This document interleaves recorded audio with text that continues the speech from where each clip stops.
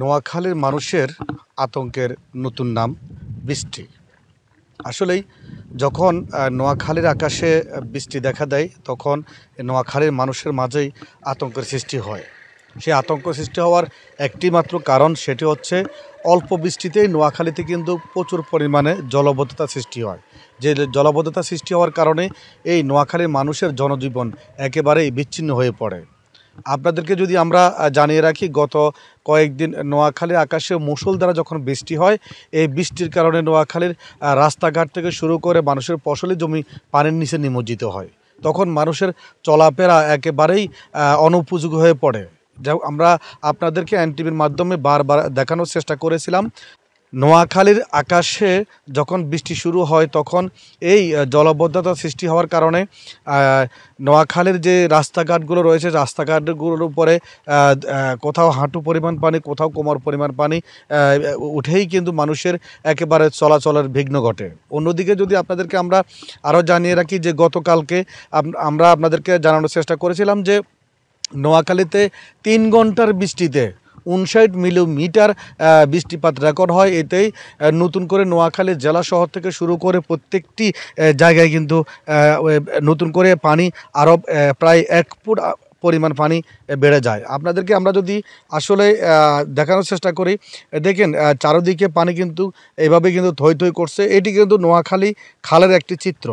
আমরা আপনাদেরকে যে নোয়াখালী খাল নিয়েই বারবার আমরা আপনাদেরকে জানানোর চেষ্টা করেছিলাম যে নোয়াখালীর জলবদ্ধতার বড় কারণ হচ্ছে নোয়াখালী খাল। এই নোয়াখালী খালের পানি নিষ্কাশন না হওয়ার কারণেই কিন্তু জলবদ্ধতা সৃষ্টি হয়। আমরা আপনাদেরকে যদি একটু দেখানোর চেষ্টা করি, দেখেন যে কি পরিমাণ পানি নোয়াখালী খালের উপর দিয়েই আসলে বয়ে যাচ্ছে। যে এখানে একটি কাঠের ব্রিজ দেখতেছেন, এই কাঠের ব্রিজের একেবারেই উপর দিয়েই কিন্তু পানি বয়ে যাচ্ছে।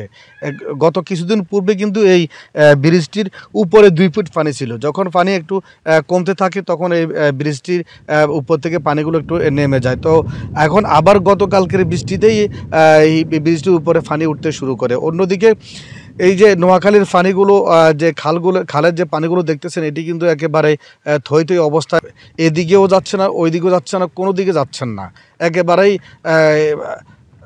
সমতলভাবে কিন্তু পানিগুলো বসে আছে। এই পানিগুলো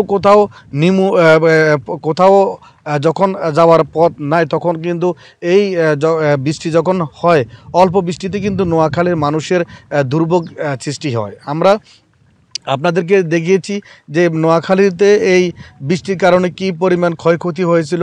আসলেই বীজতলা থেকে শুরু করে যে ফসলি যেই জমিগুলো রয়েছে সেগুলো পানির অনেক নিচে চলে যাওয়ার কারণে ধান চাষও ব্যাঘাত ঘটতেছে। অন্যদিকে মাছের ঘেরগুলো যখন একেবারেই পানির নিচে চলে যায় তখন মানুষের মাছগুলো বেরিয়ে চলে যায়। অন্যদিকে আমরা যদি আপনাদেরকে আরও একটু জানিয়ে রাখি যে ফসলি যেই জমিনগুলো তো এভাবে নিমজ্জিত পানির নিচে, অন্যদিকে যেই মৌসুমি যেই ফল চাষ এবং সবজি চাষ করা হয় সেগুলোও কিন্তু একেবারে পানির নিচে যাওয়ার কারণে সেগুলো নষ্ট। এখন বর্তমানে নোয়াখালীর বাজারগুলোতে তেমন সবজির দেখা পাওয়া যায় না। অন্যদিকে যদি আপনাদেরকে আমরা বলি যে আসলেই গত কয়েকদিন নোয়াখালীতে যে মুষলধারে বৃষ্টি হয়, সেই বৃষ্টির কারণে জলাবদ্ধতা সৃষ্টি হওয়ার কারণে মানুষের দুর্ভোগ দেখা দেয়। তখন আবার যখন নোয়াখালীর আকাশে রৌদ্রের তীব্রতা দেখা দেয় তখন কিন্তু পানিটা অনেকটাই কমে যায়। তো এই নতুন করে আবার আবহাওয়া অধিদপ্তরের তথ্য মতে যখন নোয়াখালীতে আবার থেমে থেমে বৃষ্টি শুরু হয়, আপনাদেরকে জানিয়ে রাখি যে গত 5-7 দিন কিন্তু নোয়াখালীর আকাশে আবারও রাত দিন থেমে থেমে কিন্তু মুষলধারে প্রচুর পরিমাণ বৃষ্টি হয়। সেই বৃষ্টির কারণে যে পানিগুলো নেমে যায় সেই পানিগুলো কিন্তু আবারও ভরাট হয়ে একেবারে আগের অবস্থানে চলে আসে। আমরা যদি আপনাদেরকে আরও একটু জানাই যে গতকাল রাতেও সারা রাতে কিন্তু বৃষ্টি ছিল, সকাল থেকেও কিন্তু থেমে থেমে কিছুক্ষণ পরপর কিন্তু মুষলধারে বৃষ্টি কিন্তু এই নোয়াখালীর আকাশে বয়ে যাচ্ছে। আসলে এই আমরা যদি আপনাদেরকে যে একটু পিছনের দিকে তাকিয়ে নিয়ে যাই, সেটি হচ্ছে যে 2024 সালের ভয়াবহ বন্যার কথা কিন্তু এই যে বাংলাদেশের মানুষ কিন্তু সবাই কিন্তু জানেন যে ফেনী এবং নোয়াখালীতে যে বন্যা হয় সে বন্যার কিন্তু রেশ এখনও কিন্তু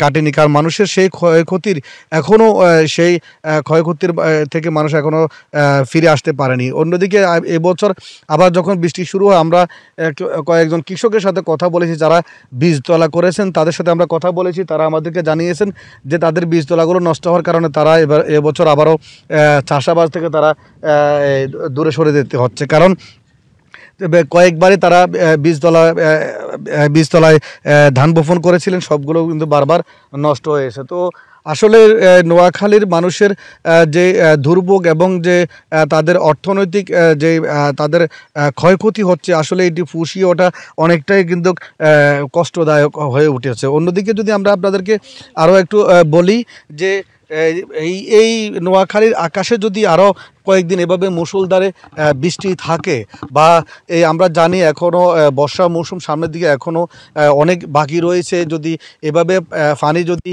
নামার কোনো ব্যবস্থা যদি স্থায়ীভাবে না করা হয়, তাহলে নোয়াখালীর মানুষ আরও বড় ধরনের ক্ষতিতেও পড়তে পারে এবং জনদুর্ভোগ কিন্তু আরও দিন দিন বাড়তে পারে। আমরা যে এলাকায় দাঁড়িয়ে আছি এখন, সেটি হচ্ছে নোয়াখালী কবিরহাট উপজেলায় ধানসিঁড়ি ইউনিয়ন। এখানে যে আপনারা দেখতেছেন আমার পিছনে, এটি কিন্তু নোয়াখালী খাল। এই নোয়াখালী খালের পানিগুলো আপনাদেরকে আমরা দেখানোর চেষ্টা করতেছি। আসলে এটা কোনো দিকেই কিন্তু যাচ্ছে না, যে উত্তরেও না, দক্ষিণেও না, কোথাও না। পানিগুলো একেবারে নিস্তব্ধ হয়ে বসে রয়েছেন। এই কারণে এই পানিগুলো না কোনো দিকে যেতে না পারার কারণে কিন্তু যে জলাবদ্ধতার সৃষ্টি হয়। অন্যদিকে আমরা দেখেছি যে নোয়াখালীর জেলা প্রশাসন থেকে শুরু করে উপজেলা প্রশাসন সবাই কিন্তু পানিগুলো নিষ্কাশনের জন্য তারা কিন্তু আপ্রাণ চেষ্টা করে যাচ্ছেন। তো আমার কাছে ছিল যে নতুন করে যে নোয়াখালীতে বৃষ্টি দেখা দিলে মানুষের মাঝে যে আতঙ্ক সৃষ্টি হয়, যে মানুষের ভিতরে যে উৎকণ্ঠা সৃষ্টি হয়, আসলে সেটি আপনাদেরকে আমরা দেখানোর চেষ্টা করেছি। আসলে যে থেমে থেমে বৃষ্টি হচ্ছে, এই বৃষ্টির কারণে কিন্তু মানুষের ভিতরেই আতঙ্ক দেখা দেয়। তো আমার কাছে ছিল নোয়াখালীর যে নতুন করে যে বৃষ্টি দেখা দিয়েছে এবং যে আবহাওয়া অধিদপ্তর বলেছে আরও কয়েকদিন বৃষ্টি থাকতে পারে, আসলে সেই বৃষ্টি নিয়ে এবং নতুন করে যে বৃষ্টি জলাবদ্ধতা সৃষ্টি হচ্ছে, পানি বাড়তে শুরু করছে, আমার কাছে ছিল সেই বিষয়ে সর্বশেষ আপডেট।